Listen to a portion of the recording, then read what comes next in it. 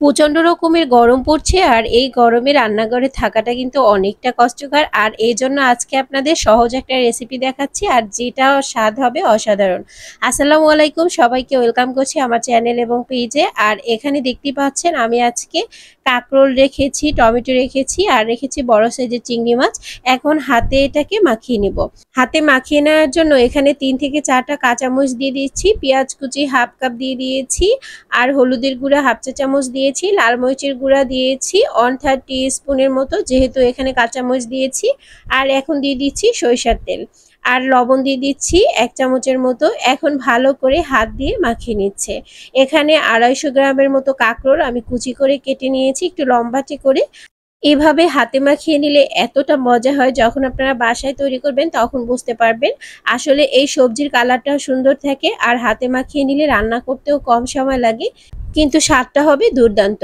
আর মাখানোর উপরে কিন্তু এর টেস্টটা অনেকটা ডিপেন্ড করছে। হাত দিয়ে একদম ভালো করে মেখে নিতে হবে।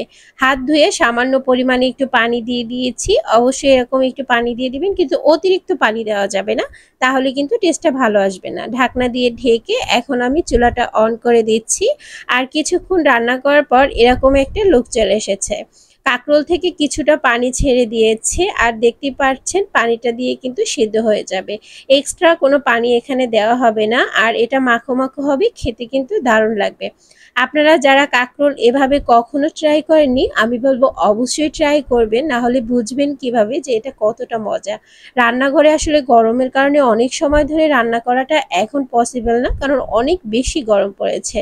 এজন্য খুব সহজে কিভাবে টেস্টি রান্না করা যায় সেটাই আমাদের সবার আসলে জানা উচিত। তো সেই জন্য এই রেসিপিটি আপনাদের জন্য শেয়ার করছি। ব্যাচেলার ভাইয়াদের জন্য এই রেসিপিটি হবে ওয়ান অফ দ্য বেস্ট একটা রেসিপি, যেটা দিয়ে 1 প্লেট ভর্তি ভাত একদম নিমিষেই শেষ করে ফেলা যাবে। খুব সহজে এটা রান্না করা যায়। রান্না করতে 10 থেকে 15 মিনিটের মতো সময় লেগেছিল।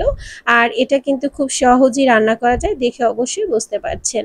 আর এখন ভালো করে কষিয়ে কষিয়ে রান্নাটা করতে হবে। আমি কিন্তু কোনো পরিমাণ পানি দেইনি, একটু নেড়েচেড়ে দিচ্ছি, আবার ঢাকনা দিয়ে দিচ্ছি। কিছুক্ষণ রান্না করার পর এরকম পানিটা শুকিয়ে এসেছে আর এখন একটু নেড়েচেড়ে দিচ্ছি।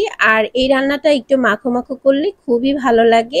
পানিটা আরও শুকিয়ে নিব আর কাঁকরোলটা কিন্তু এ পর্যায়ে কিছুটা সিদ্ধ হয়ে এসেছে। রান্নাটা একদমই শেষ প্রান্তে চলে এসেছি। তো কেমন লেগেছে আজকের রেসিপি অবশ্যই কমেন্ট সেকশনে জানাবেন, আর ভালো লাগলে লাইক শেয়ার কমেন্ট করবেন। যারা ফেসবুক থেকে দেখছেন পেজটি ফলো দিয়ে রাখতে পারেন, ইউটিউব থেকে দেখলে চ্যানেলটি অবশ্যই সাবস্ক্রাইব করতে পারেন। এখন আমি ঢাকনা দিয়ে আবার একটু রান্না করে নিচ্ছি আর এই পর্যায়ে রান্নাটা একদমই ডান হয়ে গেছে। আর দেখতেই পাচ্ছেন এটা একদমই মাখো মাখো হয়ে গেছে, পানিটাও শুকিয়ে এসেছে, তেলটাও কিন্তু উপর দিকে চলে এসেছে। আর এই রান্নাটা দিয়ে গরম ভাত খাওয়ার জন্য সবাই দেখবেন বসে থাকবে, কারণ এতটা মজা হয়। তো রেসিপিটি অবশ্যই বাসায় ট্রাই করবেন আর কেমন হয়েছে সেটা আমার সাথে শেয়ার করতে অবশ্যই ভুলবেন না। এখন আমি ভালো করে নেড়েচেড়ে একটু নিচ্ছি আর দেখতেই পাচ্ছেন পানিটা আমি একদমই শুকিয়ে ফেলেছি। আপনারা যারা একটু ঝোল খেতে পছন্দ করেন তারা আর একটু আগে উঠিয়ে নিতে পারেন, আর যারা একদম মাখা মাখা খেতে পছন্দ করেন তারা এরকম পর্যায়ে এটাকে উঠিয়ে নেবেন, তাহলে কিন্তু ফিডব্যাকটা খুবই ভালো আসবে। তো আজকের রেসিপি এই পর্যন্তই। নেক্সট রেসিপি দেখার আমন্ত্রণ জানিয়ে আজকে এখানেই বিদায় নেব। সবাই ভালো থাকবেন, সুস্থ থাকবেন। নেক্সট রেসিপি দেখার আমন্ত্রণ জানিয়ে আজ এখানে বিদায় নিচ্ছি। আল্লাহ হাফেজ।